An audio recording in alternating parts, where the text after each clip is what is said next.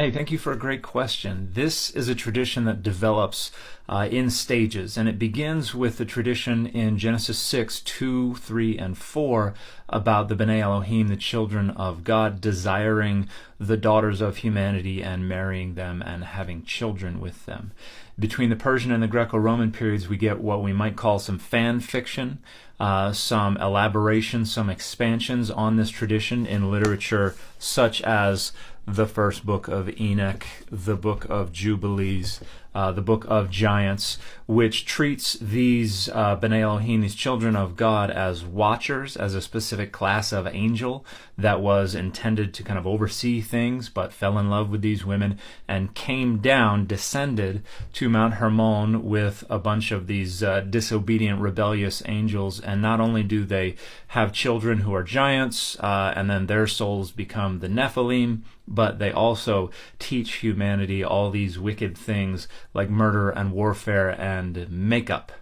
And then this tradition further develops. It's not yet associated with Satan. Satan in this time period had developed into kind of a generic class of malevolent angel, and so you have the Satans mentioned in Enoch. But around the time we get into the development of Christianity, and particularly into the 2nd century, Satan has developed into an individuated specific figure, and then we have all of these older traditions kind of consolidated within this figure of Satan. And one of those traditions is what we see in Isaiah 14. So this idea of Lucifer falling from heaven. Initially, that was just a reference to the Babylonian king, but in the 2nd century CE, Christians first identified Lucifer as Satan. And so we get the further development of that tradition.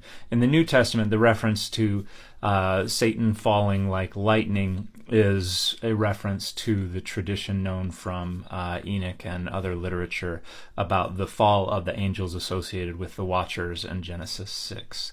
And if you would like more information on the development of the concept of Satan, Archie Wright's book, Satan and the Problem of Evil, is a wonderful discussion and catalog of the texts from the Second Temple period that talk about Satan. And another great one is Ryan Stokes' book, The Satan, How God's Executioner Became the Enemy. And I have also taught a 1.5-hour online class on the development of the concept of Satan, and you can purchase access to that if you like at mcclellan.org.